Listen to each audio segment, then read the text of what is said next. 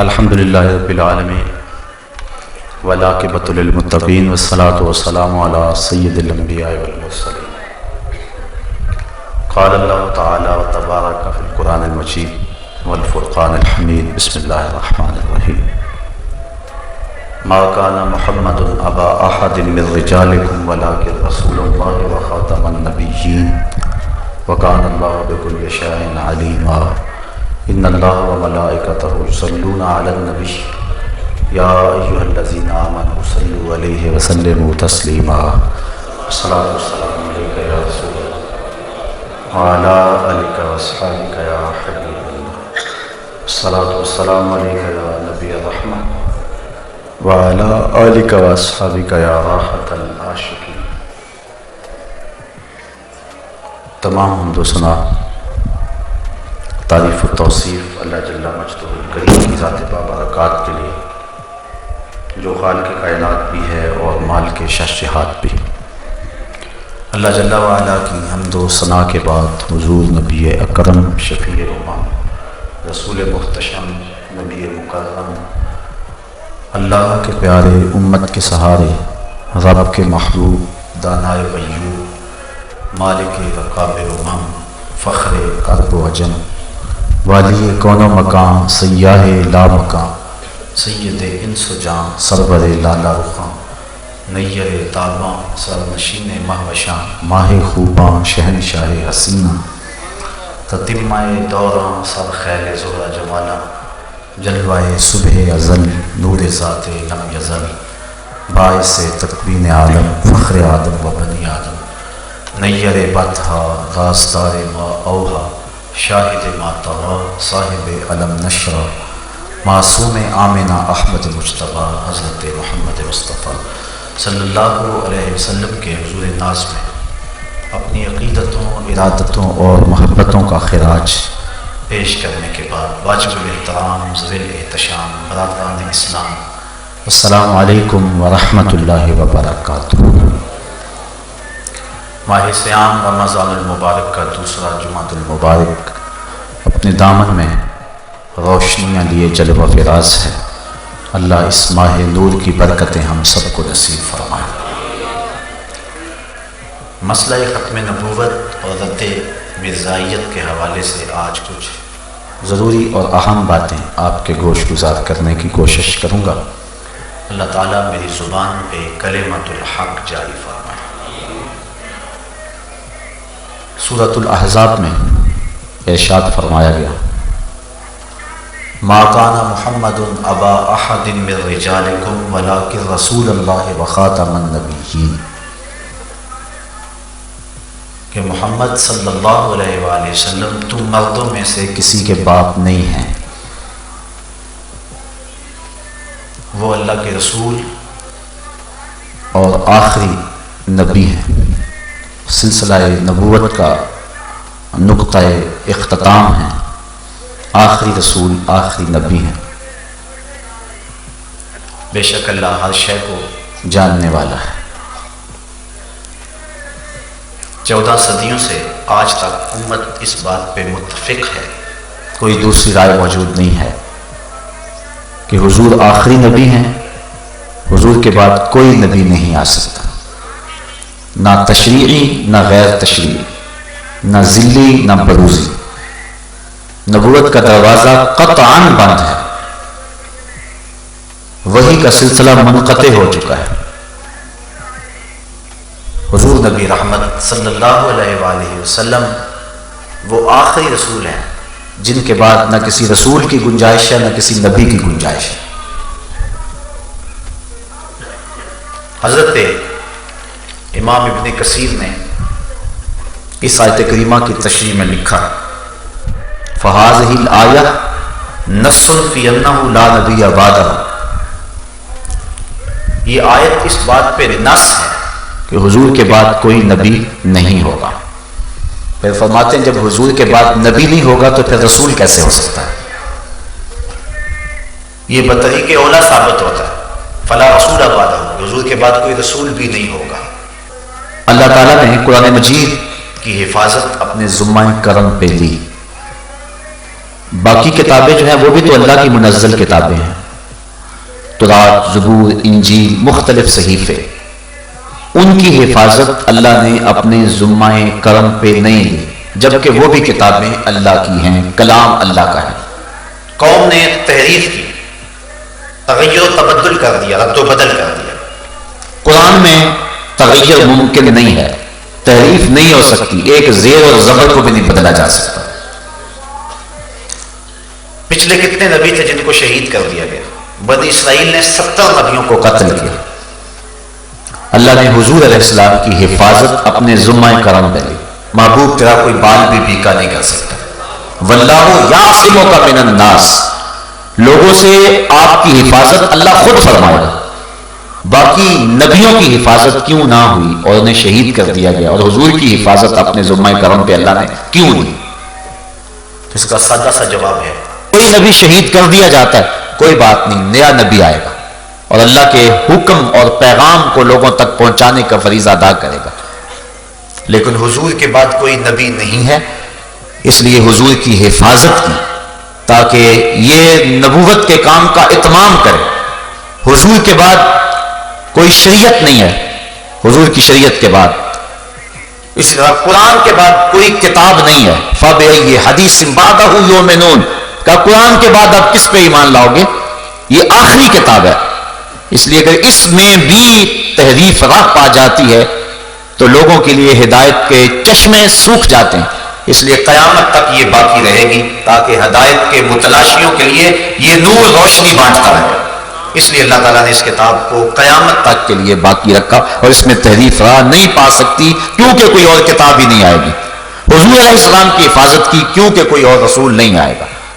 تو قرآن مجید کی حفاظت اللہ کا اپنے ذمہ کرم پہ لینا اور حضور علیہ السلام کی حفاظت اپنے ذمہ کرم پہ لینا، یہ ختم نبوت کی واضح اور بین دلیلیں ہیں۔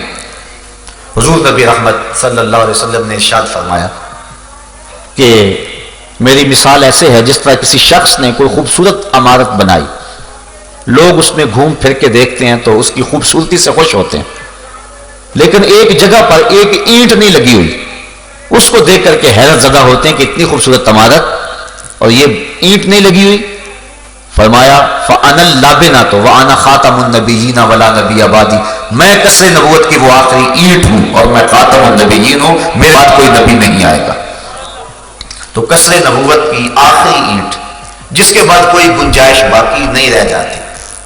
جب مکمل ہو جائے، ٹائلیں لگ جائیں تو کوئی روڑا لے کر آ جائے کہ یہ روڑا میرا بھی لگاؤ، تو وہ محل میں بدصورتی پیدا کرے گا۔ محل کا مالک کبھی بھی اس میں کسی کے روڑے کو نہیں لگاتا۔ تو جب نبوت کا قصر مکمل ہو گیا تو کسی قادیان کے دجال کا روڑا اس قصر نبوت میں نہیں لگ سکتا۔ حضور نبی رحمت صلی اللہ علیہ وسلم نے فرمایا، حضرت جبیر رضی اللہ تعالیٰ عنہ سے روایت ہے، فرمایا اپنے اسماء گنوائے، میں حامد ہوں، میں احمد ہوں، میں کفر کو مٹانے والا ہوں۔ پھر فرمایا انا العاقب، میں عاقب ہوں۔ فرمایا والعاقب الذی لیس بعدہ نبی، عاقب وہ ہوتا ہے جس کے بعد کوئی نبی نہ ہو۔ تو حضور علیہ السلام آخری نبی ہیں، حضور کے بعد کوئی نبی نہیں ہے۔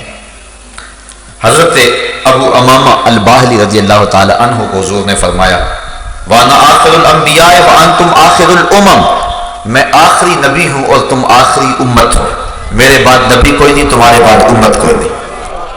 پس خدا برما شریعت ختم کر، اقبال کہتا ہے پس خدا برما شریعت ختم کر، بر رسول ما رسالت ختم کر، اس نے ہمارے اوپر شریعت کو ختم کر دیا اور ہمارے رسول پر رسالت کو ختم کر دیا۔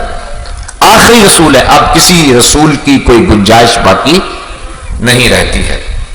حضرت ابو ذر رضی اللہ تعالی عنہ سے حضور نے ارشاد فرمایا یا ابا ذر اول الانبیاء آدم و آخرهم محمد، ابو ذر سن لو، پہلا نبی حضرت آدم ہے اور آخری نبی محمد عربی صلی اللہ علیہ وسلم ہے۔ تو حضور علیہ السلام نے نبوت کے دروازے کو بند کر دیا، بلکہ فرمایا لو کانا بعدی نبیا لکانا عمر، اگر میرے بعد کسی کے سر پہ نبوت کا تاج سجنا ہوتا تو وہ عمر بن خطاب کے سر پہ سجتا، لیکن چونکہ میرے بعد نبی کوئی نہیں لہٰذا وہ نبی نہیں ہے۔ حضور علیہ السلام کے فرزند حضرت ابراہیم علیہ السلام کا انتقال ہوا۔ حضرت ابراہیم جب وفات پا گئے تو حضور علیہ السلام سخت افسردہ تھے، پھر مدح کرتے ہوئے اپنے بیٹے کی فرمایا لو آشا کان صدیقا نبیا، اگر میرا بیٹا ابراہیم زندہ رہتا تو اللہ کا سچا نبی ہوتا۔ اس کا مفہوم علماء نے یہ بیان فرمایا ہے کہ چونکہ نبوت کا سلسلہ باقی نہیں رہا تھا، اس لیے حضور علیہ السلام کا فرزند زندہ نہیں رہا، تاکہ باقی نبیوں کے فرزند نبی ہوئے ہیں۔ حضرت یعقوب علیہ السلام کے بیٹے حضرت یوسف نبی ہوئے ہیں، حضرت ابراہیم کے بیٹے حضرت اسحاق حضرت اسماعیل نبی ہوئے ہیں، حضرت اسحاق کے بیٹے حضرت یعقوب نبی ہوئے ہیں۔ تو پہلے نبیوں کے بیٹے نبی ہوتے رہے۔ حضور امام الانبیاء ہے، حضور کا بیٹا ہوتا اور نبی نہ ہوتا تو یہ حضور کی شان کے مناسب نہیں تھا، اس لیے بیٹے کو وفات دے دی گئی۔ چونکہ نبوت کا دروازہ بند ہے لہذا بیٹا فوت ہو گیا، اور حضور فرمایا اگر وہ زندہ ہوتا تو سچا نبی ہوتا، لیکن چونکہ نبوت کا دروازہ بند ہے اس لیے ان کو زندگی نہیں دی گئی۔ جب نبوت کا دروازہ بند ہے اور حضور کے شہزادے کو زندگی نہیں دی گئی چونکہ نبوت کا دروازہ بند ہے، تو دجال قادیان کون ہے جو نبوت کا دروازہ کھول کے بیٹھ جائے؟ بلکہ ابتدائی زندگی کے اندر اس کی 1940 کے اندر پیدائش ہوتی ہے اور 1980 کے اندر یہ بات کہتا ہے۔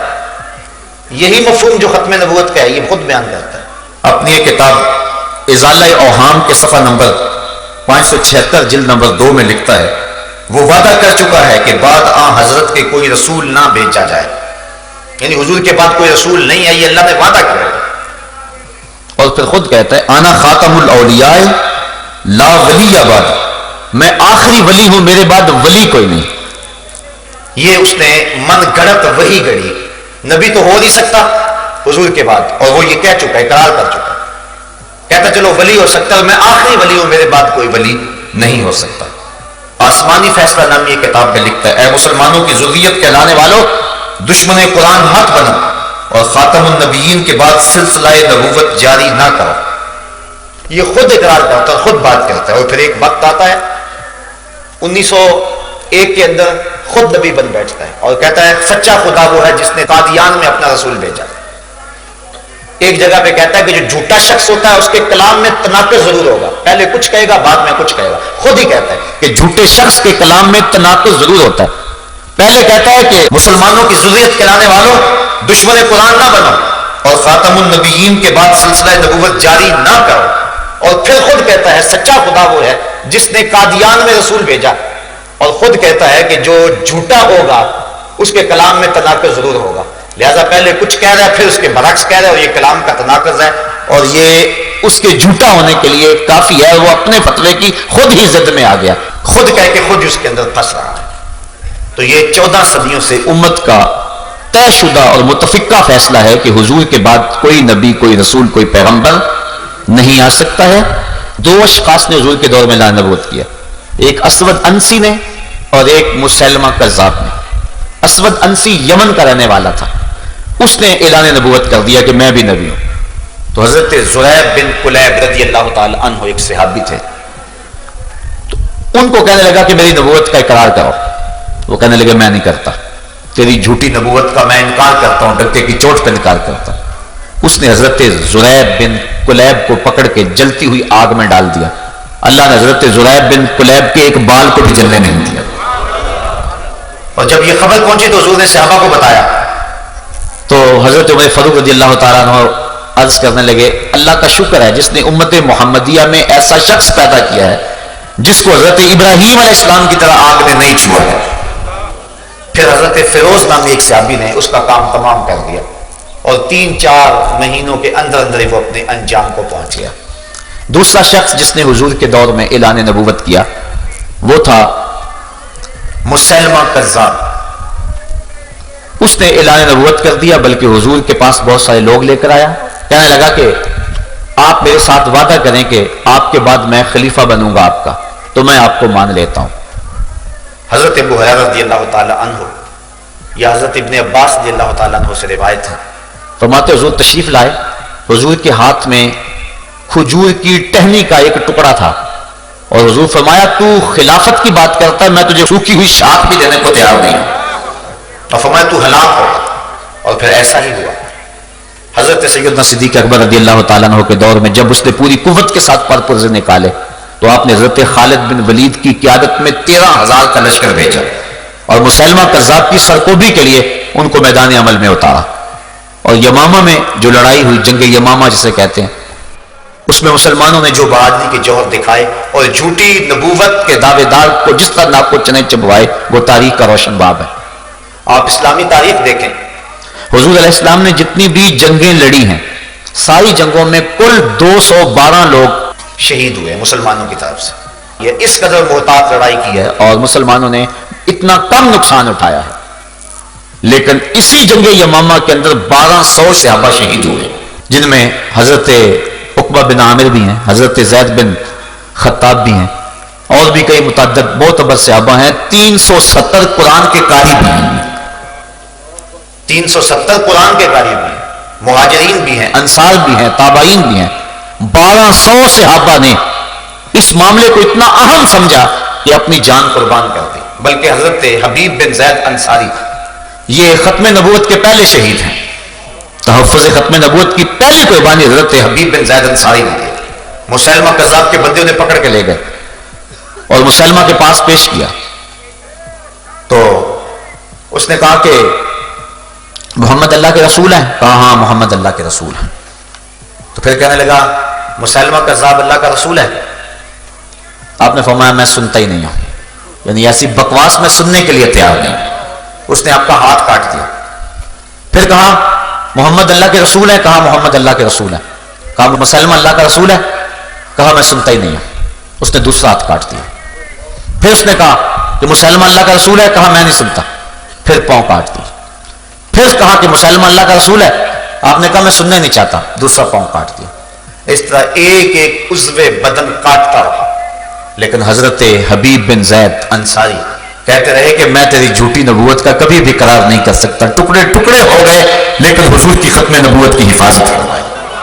یہ پہلے شہید ہیں ختم نبوت کے، جن کو دردناک طریقے سے شہید کیا گیا. حضرت عبداللہ بن مخرمہ رضی اللہ تعالی عنہ، یہ بھی جنگ یمامہ کے شہید ہیں، ختم نبوت پہ اپنی جان وارنے والے. اللہ اکبر.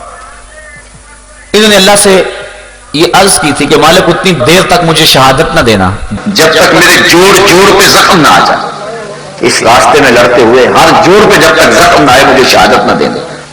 پھر ان کا پورا جسم اور جسم کا ہر جوڑ زخموں سے چوئے ہو گیا. حضرت عبداللہ بن عمر رضی اللہ تعالیٰ عنہ فرماتے ہیں کہ میں نے دیکھا کہ حضرت عبداللہ بن مخرمہ جو ہے وہ پڑے ہوئے، تو انہوں نے کہا کہ روزہ داروں نے روزے کھول لیے؟ میں نے کہا ہاں کھول لیے. تو کہنے لگے میرے لیے بھی کچھ لے کر آؤ. چونکہ روزے سے تھے، پورا جسم زخمی ہے، جوڑ جوڑ پہ زخم ہے. کہا کہ روزے داروں نے روزے کھول لیے تو میرے لیے بھی کچھ لے کے آؤ. کہتے میں ایک کنویں میں گیا اور ڈول پانی کا نکالا. جب میں لے کر پہنچا تو حوریں انہیں جام جنت پلا چکی تھی اور وہ مال کے حقیقی سے جا ملے تھے. اس راستے کے اندر لوگوں نے کسی قربانی سے گریز نہیں کیا ہے. حضرت خالد بن ولید نے تابڑتوڑ حملے کیے لیکن کام بن نہیں رہا تھا، چونکہ وہ 30,000 کا لشکر لے کے مسلمانوں کے مقابلے میں تھا اور وہ گیا وہ بڑے جگرے کے ساتھ لڑ رہے تھے. تو پھر حضرت سیدنا صدیق اکبر رضی اللہ تعالیٰ عنہ کو لکھا تو آپ نے فرمایا کہ تم اپنا شعار یا محمد آہو کرو تو تمہیں فتح ہوگا. الغدایا بن نوایا کے لفظ کہ پھر مسلمان اس دن جب نعرہ مارتے تھے تو یہ نعرہ مارتے تھے یا محمد آہو. وکانا شعار المسلمین یومئذ یا محمد آہو. اس دن مسلمانوں کا شعار اور مسلمانوں کا نعرہ ہی یا محمد تھا. اتنا جوش پیدا ہوا کہ مسلمہ کذاب کے ٹکڑے ٹکڑے کر کے رکھے. حضرت واشی جنہوں نے حضرت امیر حمزہ کو قتل کیا تھا وہ کہتے ہیں مجھے ساری زندگی اس کا پچھتاوا رہا. حضور کے سامنے نہیں بیٹھتا تھا، حضور میرے سامنے نہ بیٹھا کرو چچا یاد آتے ہیں. تو کہا میں نے کہا کوئی موقع ملے تو اس کا کفارہ ادا کروں. تو کہا کہ میں نے وہ برچھی لے کر کے وہ جو حربہ تھا جس سے حضرت امیر حمزہ کو شہید کیا تھا میں نے اس کے کفارے میں اس کو تاک کر کے اس کے پیٹ میں مارا اور اس کے پیٹ سے وہ برچھی وہ حربہ گزر گیا. اور اس طرح انہوں نے جو ہے وہ مسلمہ کذاب کو قتل کرنے کی سعادت حاصل کر لی. تو مسلمہ کذاب مارا گیا. تو اس دن ختم نبوت کے مجاہدین کا جو نعرہ تھا وہ یا محمد آہو تھا. تو اس بات سے یہ بات سمجھ میں آتی ہے اگر ختم نبوت کے باغیوں کو ختم کرنا ہے اور تخت و تاج ختم نبوت کی حفاظت کرنی ہے تو پھر یا محمد کے نعرے لگانے پڑیں گے. تب امت کے اندر وہ جذبہ پیدا ہوا. اور آپ 53 کی تاریخ دیکھ لیں, یہی نعرہ تھا جس نے قوم میں جذبہ پیدا کر دیا. ہمارے اسلاف نے بھی اس راستے میں قربانیوں کی ایک لمبی داستان رقم کی, اور بعد میں آنے والوں نے بھی اس سلسلے کے اندر اپنی محبتوں کے نذرانے اور اپنی جانوں کے نذرانے پیش کیے. یہ تحریک جو چلی ہے 1953 کی, اس میں 10,000 لوگوں نے اپنی قربانی پیش کی. 10,000 لوگوں نے. بلکہ ایک عورت اپنے بیٹے کی بارات لے کے جا رہی تھی لاہور کے اندر کہ تڑ تڑ گولیوں کی آواز آئی. اس نے روک کے پوچھا یہ کیا ماجرا ہے؟ کہا ختم نبوت کے جانثار اپنی قربانیاں پیش کر رہے ہیں اور وہ گلے کھول کھول کے سینے پہ گولیاں کھا رہے ہیں. اس نے بارات کو وہیں روکا اور سب سے معذرت کی اور اپنے بیٹے کو کہا کہ بارات واپس جانے لگی ہے, میں یہ سرا اتار کے تجھے شہادت کا سرا پہنانا چاہتا ہوں, اور اتنی دیر تک دودھ معاف نہیں کرو گی جتنی دیر تک محمد عربی کی ناموس میں قربانی نہیں پیش کرو گی. اور پھر دنیا نے دیکھا کہ پھر اس بچے کی لاش جو ہے وہ وہاں سے اٹھائی گئی اور وہ شہادت کا دودھا بن کے گھر میں پلٹ آیا. تو یہ تاریخ ہے ہماری. علامہ عباس طاہر نیازی علیہ الرحمہ نے کون سی قربانیاں پیش نہیں کی ہیں؟ وہ جب شیر جھاڑتا تھا تو سینوں کے اندر کلیجے کانپتے تھے. جب نواب تالا باغ نے اس راستے کو روکنا چاہا, علامہ نیازی کو لالچ بھی دیے, دھمکیاں بھی دی, تو مسجد وزیر خان کے اندر آپ نے خطاب کرتے ہوئے کہا تھا, او نواب تالا باغ, تیری لمبی لمبی مونچھوں سے بغاوت ہو سکتی ہے, محمد عربی کی کالی کالی زلفوں سے بغاوت نہیں ہو سکتی ہے. اور وہ تاریخ کی داستان رقم کی کہ رہنے والوں کے لیے مثال بن گئی. تو اس طرح منکرین ختم نبوت کی سرکوبی ہر دور میں ہوتی رہی. سجا نامی ایک عورت نے اعلان نبوت کیا, بعد میں وہ طائب ہو گئی. مختار سقفی نے اعلان نبوت کیا, حضرت عبداللہ ابن زبیر نے سن 67 کے اندر اس کا سر اتارا. متنبی نے اعلان نبوت کیا, بعد میں اس نے اس سے توبہ کر لی, رجوع کر لیا. مختلف ادوار میں مختلف لوگ نبوت کا جھوٹا دعویٰ کرتے رہے. اللہ کے محبوب علیہ السلام نے ارشاد فرمایا, سیکون فی امتی کذابون ثلاثون کلهم یزعم انہ نبی وانا خاتم النبیین ولا نبی بعدی. فرمایا میری امت میں 30 دجال ہوں گے اور سارے یہ کہیں گے, گمان کریں گے کہ میں نبی ہوں. فرمایا میں آخری نبی ہوں, میرے بعد کوئی نبی نہیں ہے. ان 30 دجالوں میں ایک دجال مرزا قادیانی ہے جس نے جھوٹی نبوت کا ڈھونگ رچایا اور امت کو سخت مضطرب کیا. اس صدی کا سب سے بڑا فتنہ مرزا قادیانی کا فتنہ ہے. اس کے باپ دادا انگریزوں کے وفادار تھے اور امت کو ٹکڑے ٹکڑے کرنے کے لیے, جشن امت پہ چرکے لگانے کے لیے, زخم کرنے کے لیے جھوٹی نبوت کا ڈھونگ رچایا گیا. ہم تاریخ پڑھتے ہیں تو 3 لوگوں سے انٹرویو لیا گیا لیکن یہ کامیاب ٹھہرا. پھر پہلے جو کہتا تھا اے مسلمانوں کی ضروریت کہلانے والوں, دشمن قرآن نہ بنو اور خاتم النبیین کے بعد سلسلہ نبوت جاری نہ کرو, وہ خود قادیان کا رسول بن بیٹھا اور اس نے قادیان کو مکہ اور مدینہ کی طرح کی بستی قرار دے دیا اور اپنی بیویوں کو معاذ اللہ ام المومنین قرار دے دیا اور اپنی ناپاک اولاد کو سادات قرار دیا اور اپنی بیٹیوں کو سیدہ فاطمہ الزہرا کے مثل قرار دیا اور معاذ اللہ اپنے پلیت ماننے والوں کو اس نے جو ہے وہ اصحاب قرار دیا اور اپنے ناپاک خلفاء کو خلفائے راشدین قرار دیا. اس طرح اس نے امت کے اندر فتنے بپا کیے اور ناپاک بستیوں کو مکہ اور مدینے کے برابر قرار دیا.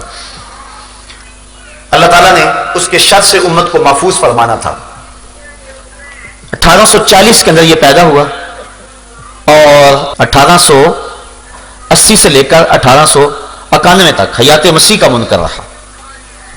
اس کے بعد پھر اس نے ملہم من اللہ ہونے کا اعلان کر دیا, مسیح موعود ہونے کا اعلان کر دیا, مہدی موعود ہونے کا اعلان کر دیا. 1890 میں پیر مہر علی شاہ رحمۃ اللہ تعالی علیہ حج پہ گئے. حضرت حاجی امداد اللہ مہاجر مکی علیہ رحمہ سے وہاں ملاقات ہوئی. پیر صاحب کو دیکھ کر فرمانے لگے, پیر صاحب آپ حج پہ آئے ہوئے ہیں, واپس جائیں, ہندوستان میں ایک فتنہ اٹھنے والا ہے جس کی سرکوبی آپ کریں گے. اور حضرت پیر صاحب فرماتے ہیں میں سویا خواب میں حضور کی زیارت نصیب ہوئی اور آقا کریم علیہ السلام نے فرمایا کہ تعویلات فاسدہ کے مقراض سے قادیان کا دجال میری حدیثوں کے ٹکڑے کر رہا ہے اور تم یہاں بیٹھے ہوئے. حضرت پیر صاحب فرماتے ہیں کہ میں آیا اور آ کر کے جو ہے اس کی خبر لے.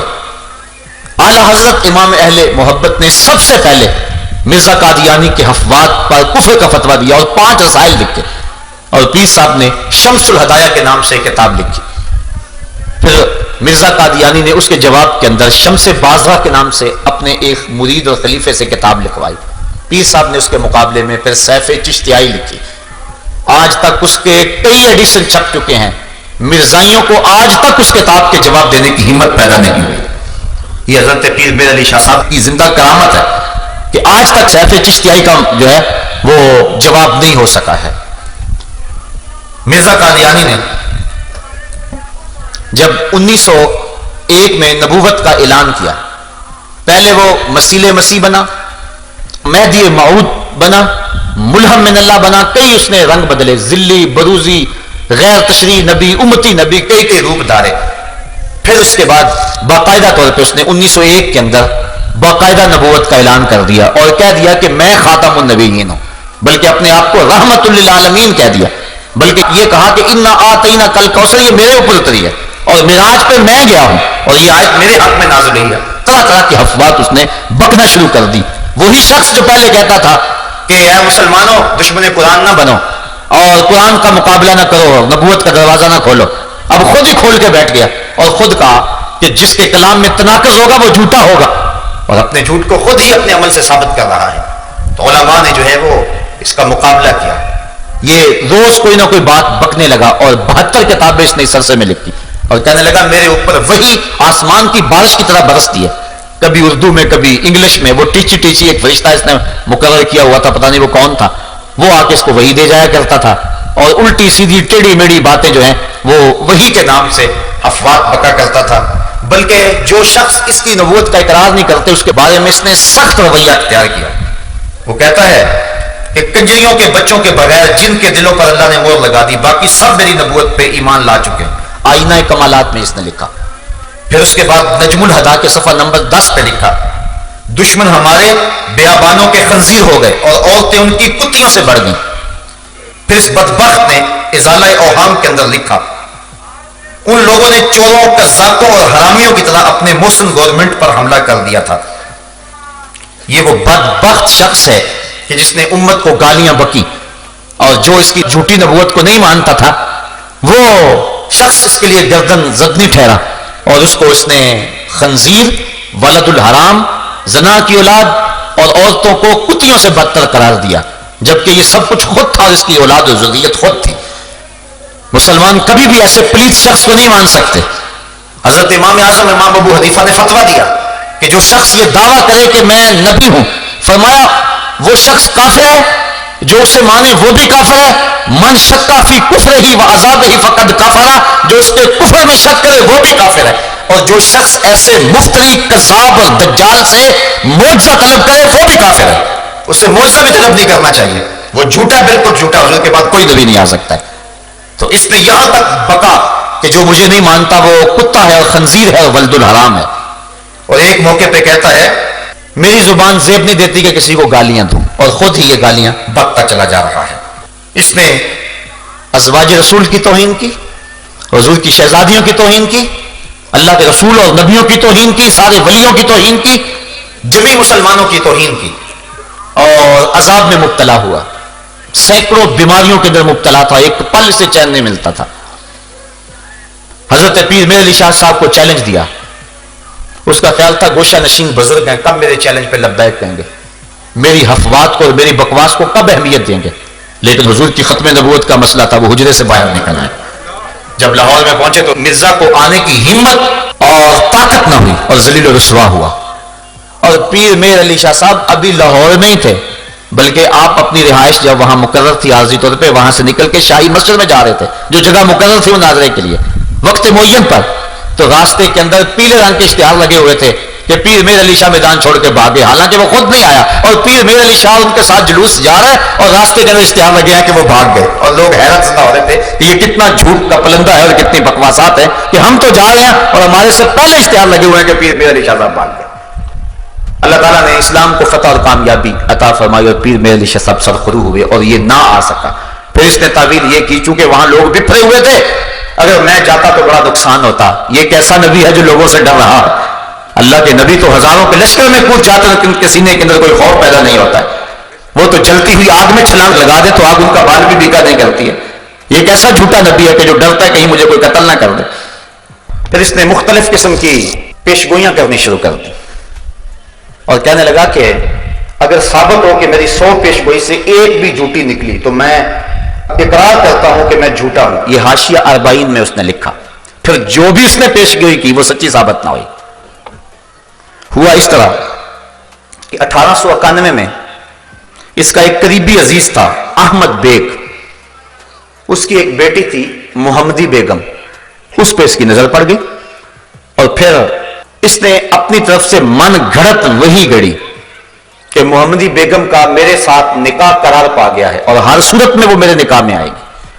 اور یہ اس نے احمد بیگ ہوشیار پوری کو خط لکھا. لیکن وہ ایسے بدبخت سے اپنی بیٹی کا نکاح کیسے کر سکتے تھے؟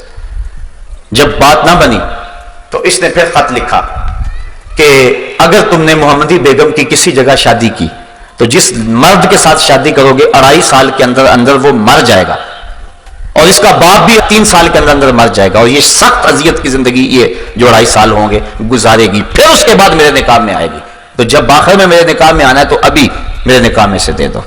انہوں نے اس کی کسی بات کی پرواہ نہ کی اور سلطان بیگ نامی ایک شخص سے مئی 1891 میں محمدی بیگم کی شادی کر دی. اب یہ سخت پریشان ہوا. اس کے والدین کو لالچ بھی دیا کہ میں باغ کا 1/3 حصہ تمہیں دے دوں گا. بہت کچھ ہوا. بلکہ جو احمد بیگ کی ہمشیرہ تھی اس کی بیٹی مرزا کے بیٹے کے ساتھ بیاہی ہوئی تھی. اس نے یہ بھی دھمکی دی کہ میں جو ہے وہ اس کو طلاق دلوا دوں گا اور اگر میرے بیٹے نے طلاق نہ دی تو اس کو اپنی جائیداد سے آگ کر دوں گا. لیکن یہ دھمکی بھی نہ چلی. تو اس طرح اس نے کہا تھا 2.5 سال اس کا خامن نہیں جی سکتا. اللہ کی توفیق سے محمدی بیگم کا خامن نکاح کے بعد مسلسل 40 سال تک زندہ رہا اور محمدی بیگم 58 سال تک زندہ رہی اور اس کا باپ بھی 20 سال زندہ رہا. اب مرزا پھر پریشان ہو گیا کہ میری پیشگوئی تو خراب ہوگی اور میرے ماننے والے کہیں لڑکھڑا نہ جائیں. اس نے ایک ہیلا کیا کہ 2 بکریاں کہیں سے منگوائیں اور ان کو ذبح کیا. کہا یہ محمدی بیگم کے شوہر اور اس کے باپ کی جگہ پہ میں نے قربان کی ہیں. وہ نہیں مرے تو ان کی جگہ پہ میں نے ان کو قربان کیا ہے. لیکن اس کے جھوٹے معتقد پھر بھی اس کو نبی مانتے رہے. لیکن اس نے کہا کہ اس کے باوجود ایک وقت آئے گا کہ محمدی بیگم میرے نکاح میں آئے گی. ہمارا نکاح آسمان پہ ہو گیا ہوا ہے. لیکن پھر وہ مر گیا. لیکن محمدی بیگم بعد میں بھی عرصہ دراز زندہ رہی اور اس ظالم کے نکاح میں نہ آئی. تو اس کی یہ جھوٹی پیشگوئی بھی جو ہے وہ لوگوں کے سامنے آ گئی. 1893 میں ڈپٹی عبداللہ آتھم ایک عیسائی پادری تھا. اس کے ساتھ اس نے 15 دن کے لیے مسلسل مناظرہ کیا. جب بات نہ بنی تسلیس کے عنوان سے گفتگو تھی تو اس نے پیشین گوئی کی کہ جو ہے وہ 15 ماہ کے اندر اندر یہ حاویہ میں چلا جائے گا یعنی مر جائے گا اور جہنم رسید ہو جائے گا. پھر اس کے بعد دن گنے جانے لگے. جب صرف 14 دن رہ گئے تو اس نے منشی رستم کو خط لکھا جو اس کا معتقد خاص تھا کہ ڈپٹی آتھم فیروز پور میں موجود ہے اور ابھی تندرست طرح سے ہوا بھی کچھ نہیں. تو کہیں ایسا نہ ہو کہ ہماری جو پیشین گوئی ہے وہ خراب ہو جائے اور لوگ تماشا اڑائیں اور عیسائی خوش ہوں. تم دعا کرو کہ پیش گوئی پوری ہو جائے. نبی ترنے کر رہا ہے امتی سے کہ تم دعا کرو. کتنا بدبخت نبی ہے. جھوٹا نبی, کذاب نبی, دجال نبی. پھر اس کے بعد بات نہ بنی. صرف 1 دن رہ گیا اور آتھم عیسائی پادری اچھا بلا پھر رہا ہے. تو پھر اس نے عبداللہ سنوری اور میاں حامد علی کو چنے دیے. رات کو گھبرایا ہوا تھا مرزا. کہنے لگا 1 دن رہ گیا, اگر نہ مرا تو بڑی پریشانی ہوگی, ہماری جماعت کے لوگ ہم سے ٹوٹ جائیں گے. تو اس نے جو ہے وہ اس کو چنے دیے. کہا کہ ان کے اوپر فلاں فلاں پڑھو اور رات کی تاریکی میں شمال جانب قادیان سے ایک اندھا کنواں ہے اس کے اندر پھینک آؤ اور واپس پلٹ کر نہیں دیکھنا. بلکہ خود بھی گیا اور واپس دوڑ لگا دی. اور اگلے دن منتظر رہے کہ آتھم مر جائے, لیکن آتھم نہ مرا. 6 ستمبر 1894 کے اندر انہوں نے بڑے بڑے اشتہار چسپاں کیے جس کے اندر مرزے کو جھوٹا بٹایا گیا. تو وہ تو نہ مرا, الٹا یہ ہو گیا کہ کئی مسلمان جو ہیں وہ عیسائی ہو گئے. بالخصوص جنہوں نے وہ مناظرہ رکھا ہوا تھا وہ 3 لوگ جو ہیں وہ عیسائی ہو گئے. اس طرح اس نے جو ہے وہ اسلام کو بھی رسوا کیا اور خود بھی رسوا ہوا۔ پھر اس نے ایک نئی پیشگوئی گھڑی، کہنے لگا کہ 1887 کے اندر میرے ہاں ایک بیٹا پیدا ہوگا جو بڑا متبرک اور بابرکت ہوگا، اور اس کی بڑے فضائل بیان کیے۔ لیکن پھر 1887 کے اندر بیٹے کی بجائے بیٹی پیدا ہو گئی، اب پریشان ہو گیا۔ پھر اس کے بعد کہنے لگا میں نے یہ نہیں کہا تھا کہ ابھی پیدا ہوگا، 9 سال کے اندر اندر پیدا ہو سکتا ہے۔ پھر بیٹا پیدا ہوا 1887 کے اندر، نام اس کا بشیر احمد رکھا، لیکن وہ صرف 1 سال کے بعد مر گیا۔ پھر لوگ پریشان ہوئے تو کہنے لگا کہ لازمی نہیں کہ یہ بیٹا ہے، میری مراد کوئی اور بیٹا تھا۔ پھر اس کے بعد 1899 میں ایک بچہ پیدا ہوا، اس واقعہ کے 12-13 سال بعد، اور پھر اس پر بڑی خوشی منائی گئی، اس کا نام مبارک رکھا گیا، اور اس طرح کہا گیا کہ یہ وہی بیٹا ہے جس سے بڑی برکتیں ظاہر ہوں گی۔ اللہ کا کرنا ہوا 1907 کے اندر وہ بچہ بخار میں مبتلا ہو گیا، 9 دن تک مسلسل بخار رہا۔ اب اس کے بارے میں بڑی پیشگوئیاں کی ہوئی تھی، اب وہ قریب المرگ ہو گیا۔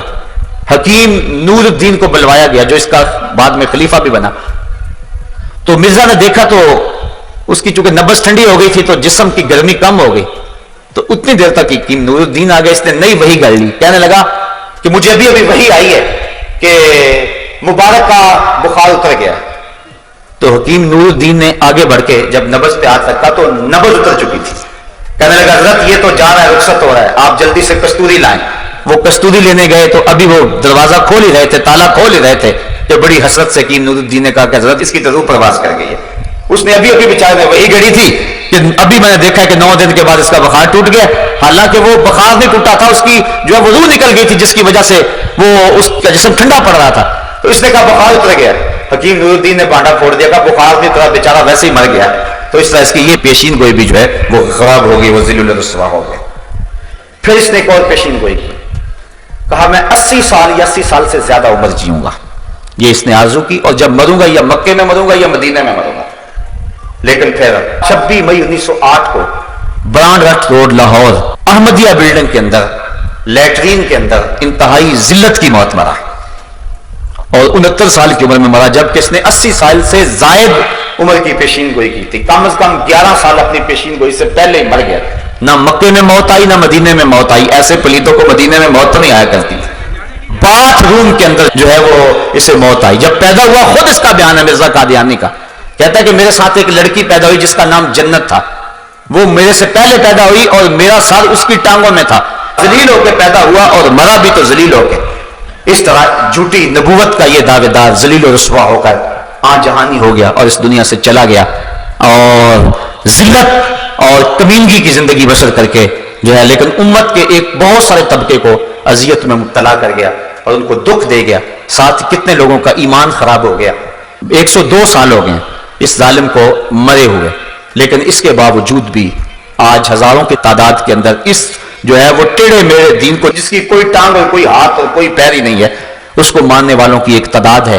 اصل بات یہ ہے کہ جہاد کو ختم کرنے کے لیے اور انگریز کی وفاداری کے لیے، اس کی حکومت کے استحکام کے لیے یہ سارا ڈرامہ رچایا گیا تھا، اور پھر وہ اپنے آقاؤں کی گود میں جا بیٹھا۔ مرزا طاہر بھی، مرزا مسرور بھی، سارے جو ہے وہ ان کی گود میں بیٹھے اور ان کی ایڈ پہ یہ پل رہے ہیں، اور آج بھی لوگوں کو دولت اور بیرون ملک کا لالچ دے کر کے وہ اسلام اور دین سے منحرف کرتے ہیں۔